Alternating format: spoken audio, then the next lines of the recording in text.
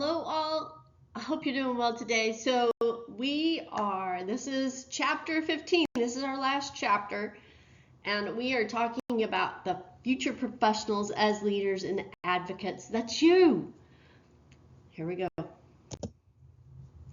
So our objectives in this chapter are really to discuss the importance of leadership relative to lifespan participation and physical activity, fitness, physical education, and sport.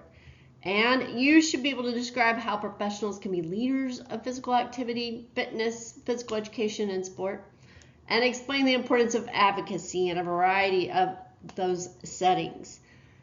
And also be able to describe how professionals can be advocates of physical activity, fitness, physical education, and sport, and identify current and future trends for professionals that they could encounter in the field. As professionals in the field of health, fitness, and kinesiology, we carry a critical responsibility to educate the public about the many benefits of physical activity and fitness. It's not just about exercise, it's about improving quality of life, preventing disease, and fostering long-term well-being. But education isn't enough on its own. We must also be proactive in guiding individuals toward programs that truly meet established health standards. The public deserves to know which options are safe, effective, and evidence-based. Leadership plays a key role in this effort. As Corbin emphasizes, professionals must actively seek leadership positions within our communities, schools, clinics, and beyond. This kind of committed leadership is essential if we want to combat physical inactivity and truly promote a culture that values and supports a physically active lifestyle. Together, through informed guidance and strong leadership, we can make a lasting impact. Youth sports are a powerful platform engaging millions of children, adolescents, and adults, volunteers across the country. These programs go far beyond competition. At their core, the true purpose of a youth sports program is to promote the healthy physical, psychological, and social development of every participant. Strong leadership is essential in making this purpose a reality. Coaches, program directors, parents, and volunteers all play influential roles. The way we lead, communicate, and set expectations shapes young athletes' experiences, building not just better players, but better people. Effective leadership in youth sports means fostering an environment where fun, learning, teamwork, and character are valued just as much as winning. When we lead with intention, we help ensure that youth sports become a lifelong foundation for health, confidence, and community. While youth sports offer many benefits, they're not without valid criticism. One major concern is the overemphasis on winning and competition. When the focus shifts too heavily towards outcomes rather than development, children may experience pressure, burnout, and decreased enjoyment. This contributes to a troubling trend: a high dropout rate among youth participants. Many children stop playing sports by the time they reach middle school, often due to negative experiences or loss of interest. To address these challenges, there is a clear need for trained physical education and sport professionals to take a more active role in shaping youth sports. Professionals bring expertise in child development, skilled progression, and inclusion coaching practices that support long-term engagement. At the same time, volunteers play an essential role. To improve the quality of youth sports experiences, we must invest in the development of our volunteers and coaches. These individuals often shape a child's first impression of sport, so equipping them with the right tools is essential. We need to provide opportunities for volunteers to develop key competencies, including how to effectively promote skill acquisition in age-appropriate and engaging ways. Beyond skills, coaches must be prepared to conduct meaningful practices that are both fun and purposeful, helping youth grow physically, mentally, and socially. It's equally important that coaches learn how to address the psychological needs of young athletes, fostering confidence, resilience, and a sense of belonging, while also keeping safety a top priority. To support this, we must develop and implement sound training programs for all coaches, programs that are grounded in research, developmentally appropriate, and focused on long-term participation. not just for short-term results. With proper training and support, volunteers can become powerful leaders in creating positive, lasting youth sport experiences. As physical education and sport professionals, we must become strong advocates for the value and impact of our programs. Advocacy isn't optional, it's essential. We need to actively promote how physical activity contributes to healthier students, strong communities, and a more productive society. If we don't speak up, we risk the continued decline of physical education programs in schools, which are already being cut in many districts. We're also seeing a rise in the privatization of youth sports, which can limit access for underserved populations. Without our voice, sport may become less inclusive and less focused on holistic development. At the same time, the growing public interest in fitness, wellness, and health gives us a powerful opportunity. We must capitalize on this momentum to expand programs, not just in schools, but in workplaces, communities, and in the medical setting, meeting people where they are. By stepping into leadership and advocacy roles, we help ensure that physical education and sport are recognized as essential components of lifelong health and well-being. Advocacy is especially important in schools where physical education is often viewed as expendable, frequently cut or minimized to create more time for tested academic subjects. At the same time, budgetary cutbacks are becoming increasingly common and class sizes are growing, making it harder for educators to deliver quality physical education experiences. That's why we must advocate loudly and consistently for the role of physical activity in supporting not only physical health, but also academic performance, mental well-being, and lifelong success. Advocacy takes many different forms.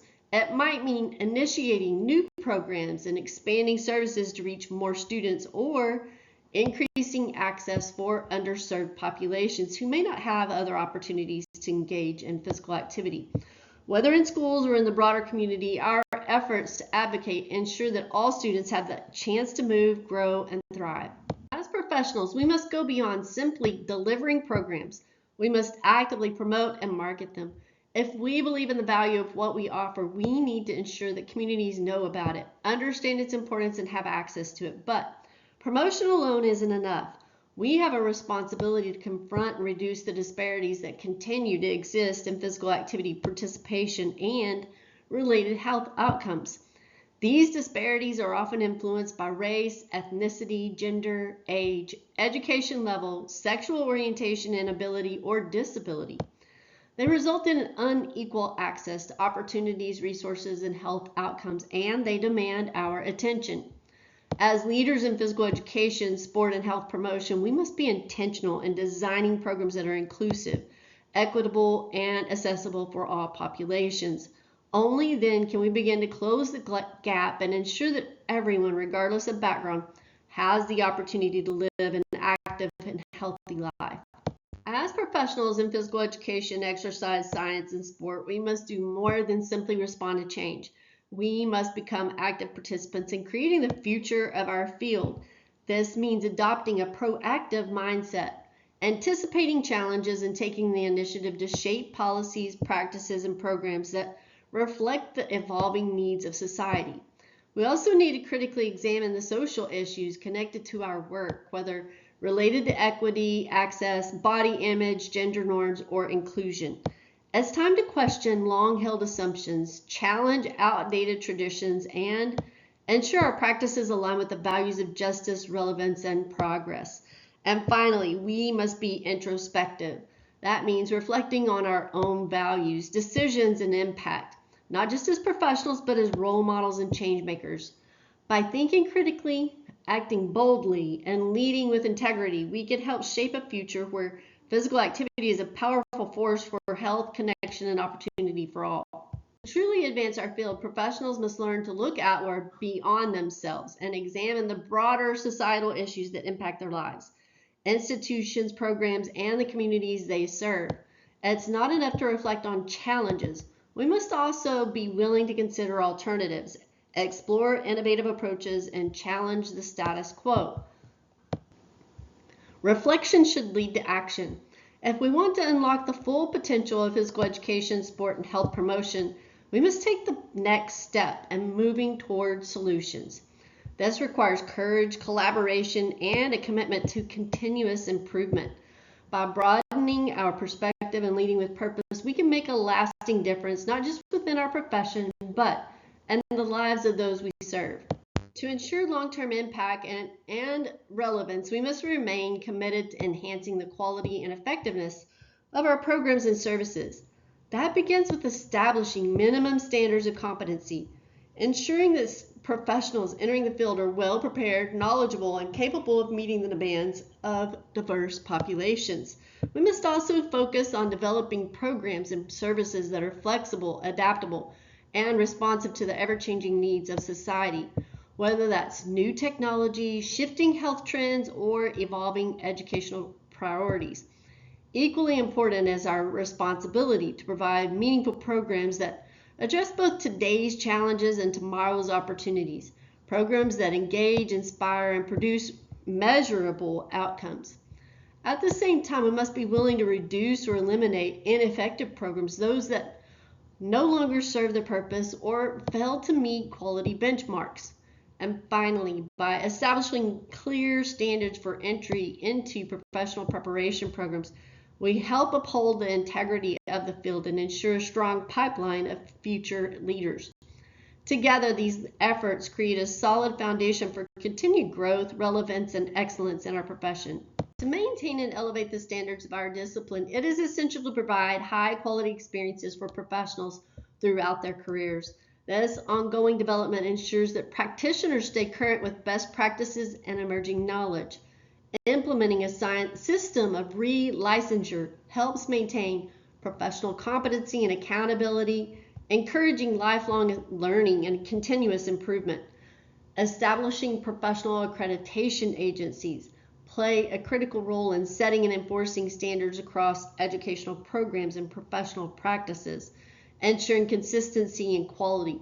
That's actually something that we did just this last year when we've had an exercise science degree plan for many years, but we just went through accreditation through CASCI, and it has elevated our game. We had to go in and make a change with our curriculum and add new classes and all of that to help support our exercise science and strength and conditioning degree plan and make it what it needed to be.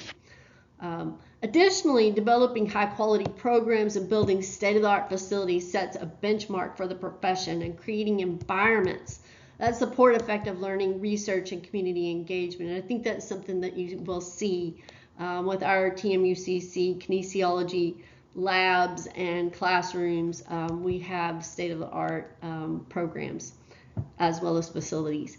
By investing in these elements, we strengthen the entire field and better serve the individuals and communities who rely on us. The delivery of services within our disciplines must reflect the realities of increasingly globalized world, where ideas, cultures, and populations are interconnected like never before. We must also embrace lifespan involvement, providing support and opportunities for physical activity and health from neonatal stages through to geriatric care, recognizing that needs change throughout life.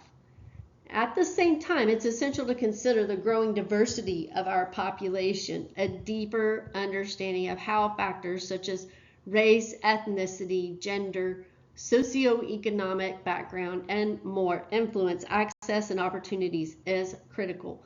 By addressing these considerations, we can create programs and services that are not only effective, but also equitable and inclusive, ensuring that everyone has a chance to lead an active, healthy life regardless of their background. Today, we face an increasing number of individuals across all ages living with mental health challenges and the lasting effects of traumatic events or toxic stress. It is crucial that professionals in physical education, coaching, and health fields actively seek out resources and professional development to best support, teach, and train every individual, recognizing that unique mental health needs they may have. Fortunately, there is a growing recognition of physical activity as a vital component for mental and emotional well-being at every stage of life. This awareness offers us a powerful opportunity to contribute meaningfully to the overall health and resilience of individuals throughout their lifespan. By integrating physical activity with the sensitive understanding of mental health, professionals can make a profound impact on quality of life. So some key takeaways to our discussion here is the importance of leadership. Professionals in physical activity, fitness, and sport have a critical role as leaders. You have a critical role as a leader. Effective leadership is essential for encouraging lifelong participation in physical activity, from youth sports to adult fitness.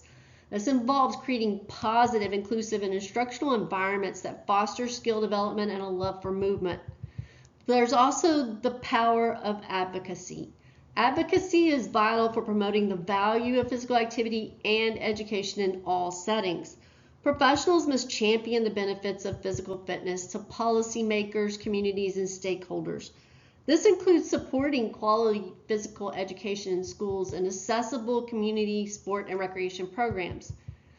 And we have to prepare for future trends. The landscape of physical activity and sport is continuously changing. Future professionals must be prepared to adapt to and lead through new trends and challenges. The focus should always be on enhancing the quality and effectiveness of programs to ensure they meet the needs of a diverse population. The overall goal is to combine leadership and advocacy to inspire and enable individuals of all ages to lead healthier, more active lives. And that is all that I have today. I thank you for joining me on this course and this journey. I hope to have you again in another course. Have a great day.